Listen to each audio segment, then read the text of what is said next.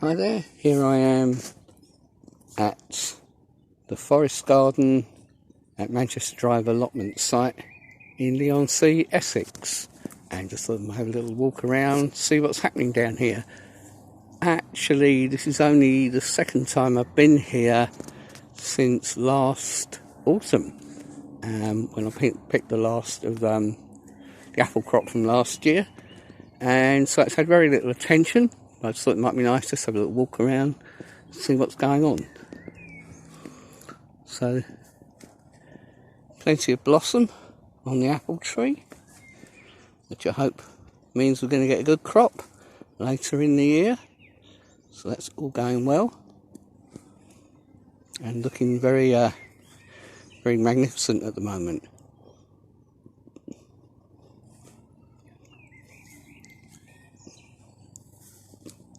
And the bird cherry here, which is in flower, again doing nicely.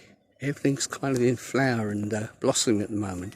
It's pretty cold, but not as cold as it has been the last few days.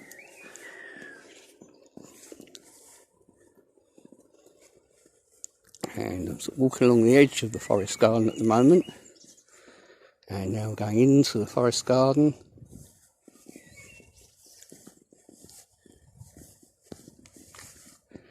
And black currants, plenty of flowers on the black currants, they're looking good. Lots of comfrey, lots of three-cornered leek that's establishing as a ground cover. Obviously three-cornered leek can be a very invasive plant, but at a low maintenance site like this, that can be quite a good thing, because it's sort of competing out a lot of the grasses and the bramble that might otherwise take over. Another apple tree just coming into blossom. This is a Katy, Polish variety of apple, growing on its own rootstock that I got from Phil Corbett's Cool Temperate Nursery many years ago. That still crops reliably, so that's good. And another black currant, getting quite wild, that one, getting quite big. I cut this back, I think it was last year, maybe the year before. This is an American hawthorn, related to our common hawthorn that we find in hedgerows, that according to Plants for the Future has an edible, nice juicy edible berry. Unfortunately, all the time I've had this here, never had a single fruit from it. But never mind, I've cut it back, and maybe this will be the year that it actually gives a yield, or an edible yield at any rate. I like the tree anyway, so I guess that's a yield in itself.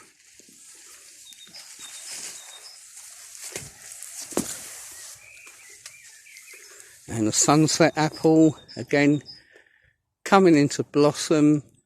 I've just got so many apples from this last year, just loads and loads and loads. And so it's looking like it's going to be a good crop again this year, provided we don't get a late frost, which is kind of on the cards, and that might knock the yield back a bit. But hey ho, so it goes.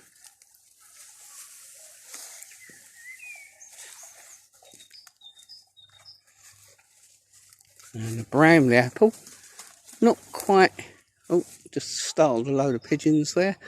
The Bramley apple, not quite in blossom yet, but it soon will be. And again, had lots and lots of Bramley apples from this tree last year. So many didn't really know what to do with them, ended up giving loads away.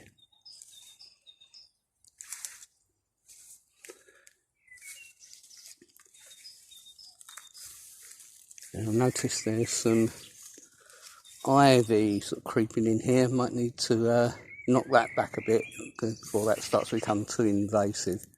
And nettles, which again, great for nitrogen and retaining fertility in the forest garden. The hazel,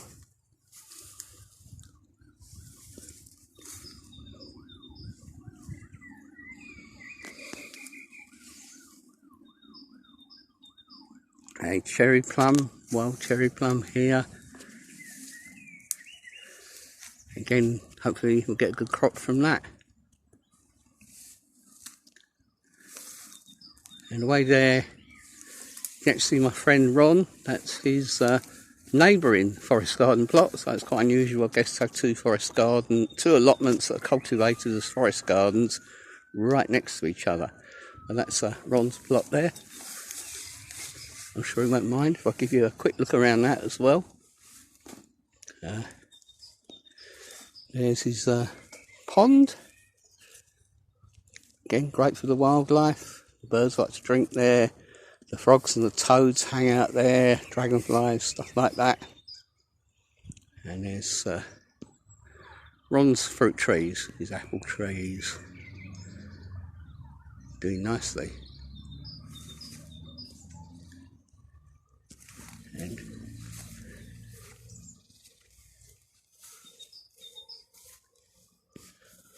dandelions there.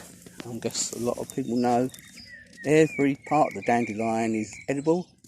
You can use the leaves in salads, the flowers you can make into wine, the roots you can make into a coffee substitute. So a wonderful multifunctional plant that just arrived here all by itself, as dandelions tend to do. Another blackcurrant.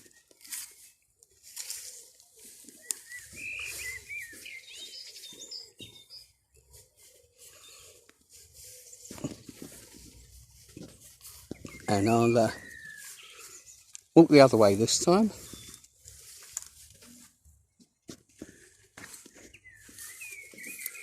Another apple tree. Another currant.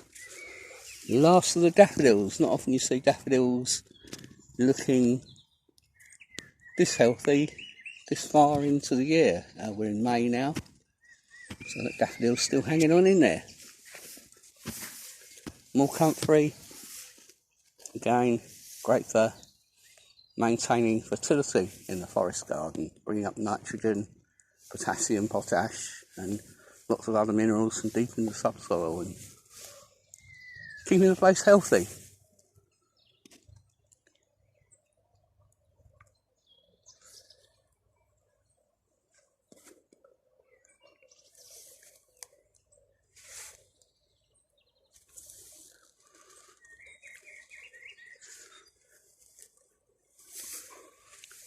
This is an apple tree put in a couple of years ago. I'm afraid I can't remember the variety. I just picked it up at a supermarket. It was about a £5 or something like that. And just sort of put it in, see what happens. And it looks like it's doing well. But it is kind of being competed with by, I think, this hawthorn here. Which was actually self-sown. And I probably should have taken it out a while ago. But didn't have the heart to, and now it's kind of quite large, and it's starting to shade other things out, so that probably needs to be taken down now. I'll probably coppice it a little bit later on. And behind that, another dwarf apple tree that she rescued from my mum's garden when she moved house a few years back. Gave that a home here, and this also gives a pretty good crop most years. It's actually what they call the family tree, which is actually 3 distinct varieties of apple grafted onto one stem. So in effect it's 3 apples for the price of 1. And just noticed there's the pollinator bee activity going on here, which is nice to see. Don't know if you can see that. And you might be able to hear them as well. I'll leave these guys to get on with their work there. They're pollinating. And another apple tree here. This was once a pond. Unfortunately, it got holes in it a long time ago. And it's kind of filled up with muck and debris these days. think maybe it's time to create another pond somewhere else. Although Ron's got a pond on his plot next door, so it's probably enough water or ponds for the local wildlife. But it'd be nice to have another bit of resilience, bit of a backup. 2 ponds are better than 1. That's what I've always said.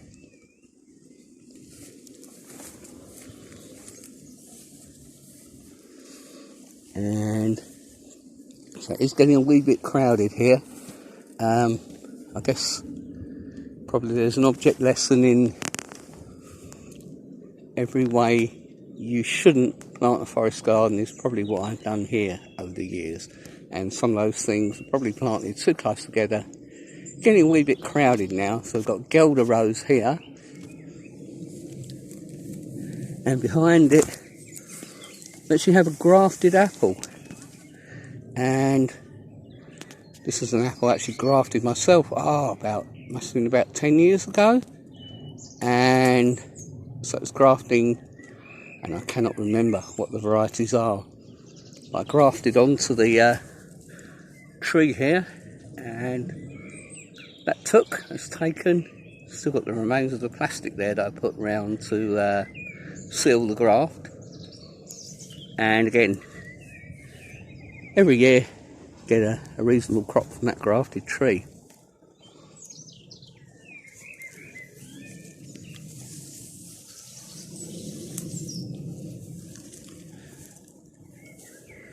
So yeah, it's all, considering the lack of maintenance and the lack of attention, I think it's sort of looking pretty good down here. And you can probably hear that motorbike in the background. Other than that, kind of fields, despite being quite an urban area, and the surrounding allotments are kind of fairly conventional in the way they're cultivated. But this feels like a little kind of wild haven. You can probably hear all the bird song going on and stuff like that. It's just a really nice place to hang out and relax, maybe meditate, a bit of mindfulness here, and hopefully I'll find the time to do a little bit of maintenance down here. Some of those jobs I've talked about that need doing, a few bits that need clearing, things like that. But by and large, it's great, and I'm very happy to be here.